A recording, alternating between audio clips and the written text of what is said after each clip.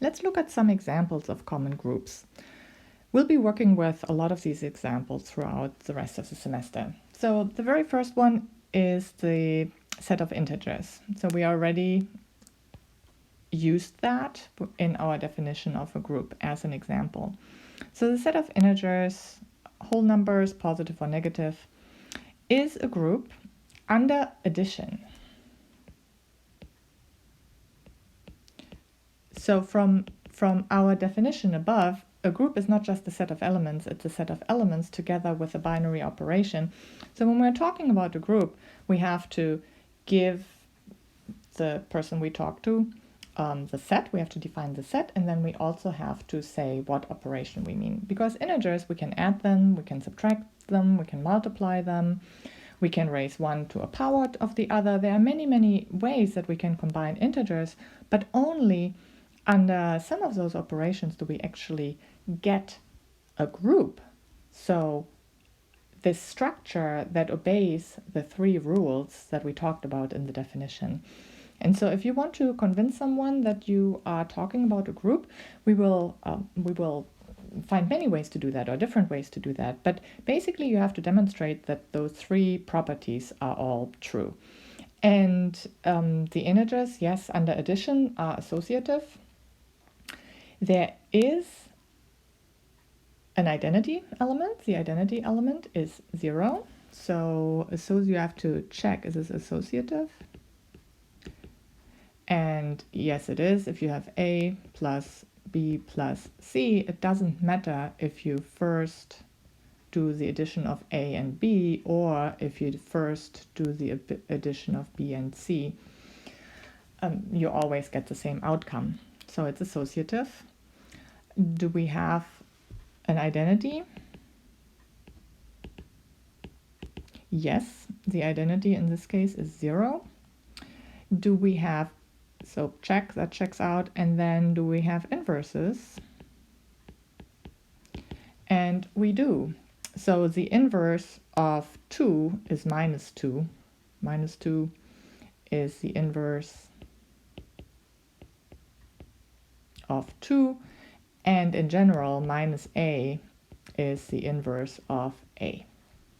So we have all three properties check out for the integers under addition. Other groups that we'll be talking about a lot, or another set, is a set of rational numbers. And the set of rational numbers is defined as one integer divided by another integer, where the integer in the denominator can't be 0. That is our set of rational numbers. And that is also a group under different operations, actually. The set of real numbers we may encounter. So the real numbers, think about the real line. I really like to visualize it just as the real line and everything that's on it. The real numbers, you can think about adding, multiplying. It's only a group under some of those some operations. The real numbers, if we toss out 0, that's a set worth looking at. So that's our notation is R with that little star. The next set that we will encounter is the sets modulo n. That's a great source of examples for groups. And that's why we reviewed modular arithmetic in the previous section. And so that is a source for a group under addition. We also have, here's something completely new. So U of n is defined as the set of integers that are between 1 and n. And k and n have to be relatively prime. So this is actually the set of units modulo n. That's what we call this, U of n. And let's look at some examples. So what is U of 3? It's all integers between 1 and 3 that are relatively prime with 3. So, well, let's start at 1. Is 1 relatively prime with 3? Yep. The greatest common divisor between 1 and 3 is 1. What about 2? Is 2 in there? yes, the greatest common divisor between 2 and 3 is also 1, so that works. What about 3? Well, the greatest common divisor between 3 and 3 is 3, so 3 is not relatively prime with itself, so it does not get included. So the set of units mod 3 is just the numbers 1 and 2. So it's a set of numbers 1 and 2. What about your 4? Your 4, okay, let's go through. Is 1 in there? Yep, 1's in there. Is 2 in there? Well, is 2 relatively prime with 4? What's the greatest common divisor between 2 and 4? That's actually 2. So they are not relatively prime, so 2 is not in there. What about 3? Yep, 3 and 4 are relatively prime, so 3 is in there. What about 4? Is 4 in there? No, 4 is not in there. So U of 4 is just the set of elements 1 and 3. Let's do a couple more. What about U of 5? U of 5 is 1 in there? Yep. 2? Yep. 2 is relatively prime with 5. What about 3? Yep. Also relatively prime. 4? Yep. Also relatively prime. What about 5? Nope. 5 is not relatively prime to itself, so we are done. Here's our set of U5. And why don't you pause the video? Oops, actually I don't want 7, I want 8. Why don't you pause the video and see if you can write down all the elements in U8. So everything that's relatively prime with 8 from 1 through 8. Okay, I hope you did that and came up with 1. 2 is not in there, but 3 is in there. 4 is not in there, but 5 is in there, and 7 is not in there. 7 is in there. 6 wasn't, and 8, no. So the elements are 1, 3, 5, and 7. Okay, another source of groups we will be working with are a certain set of n by n matrices. We call this the general linear group. This is the general linear group. And again, we need an operation, but I just want to talk about the set. So F stands for some field of numbers that we want to talk about. So we're talking about the set of all n by n matrices that have entries in some set that we call a field. F stands for field. And the matrices have to have non-zero determinant. So let's look at some examples. The matrix 1, -1, 1, and 2 from a previous example, that is an element in GL, the special linear group of 2 by 2 matrices with entries in the real numbers. So that is in there because we can compute the determinant, and the determinant of 1, -1, 1, and 2 is 3. So if you remember, to compute a determinant, we take for 2 by 2 matrices anyway, you multiply the diagonals, that's 1 times 2, and then you subtract the product of the off diagonal, the other diagonal.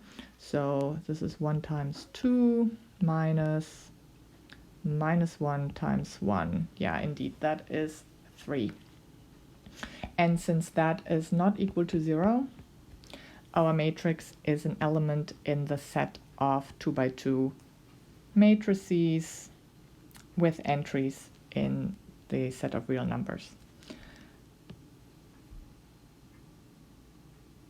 Another element that is not in there is actually the matrix 1, 2, 2, 4.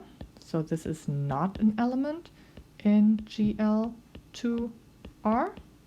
Even though it is a 2 by 2 matrix and it has entries in R, but what about the determinant? The determinant of 1, 2, 2, 4 actually 0. 1 times 4 minus 2 times 2, that is 0. And therefore, we broke the non-zero part of our definition. So that matrix 1, 2, 2, 4 is not in GL2R. One more set to look at that's very similar. It's called the special linear group. Special linear, so SL n comma f. And it's almost the same as before, except the condition that puts a matrix into this set is a little bit more strict. The determinant has to be 1. So the example that we saw before, 1 minus 1, 1, 2, would not be in this in this set, in the special linear group. So 1 minus 1, 1, 2, that had determinant 3, so it's not in SL and R, or 2R. Let me fix that. But can we find one that is in there? Let's see, we need something that has determinant 1. And I'm going to pick an example where it's relatively easy to see what the determinant is. So the determinant is just 1 times 1 minus 2 times 0. That indeed is 1. So that is in the special linear group 2R, because the determinant of 1, 0, 2, 1 is equal to 1. Okay, so here are a few sets that we will be working with a lot. And for only a few of them, we also talked about what the binary operation is. But for all of those, we can find a binary operation to make these a group. And on the next page, on page 15, there is a list of quite a few of these together with an operation. And you should work through those and decide for each of them if it's a group or not. So you need to check, is it associative? So here we are for these. We did part A together. So we already did part A together. You can still write it down on your own. We showed that it was associative. We found the identity. We found the inverses. And it's also commutative. So yes, this is actually also commutative, because if you have A plus B, it is the same as B plus A. So for the first one, we did that together, but the other parts B, C, D, and E, I want you to work through these on your own, and then you can compare to the notes with solutions.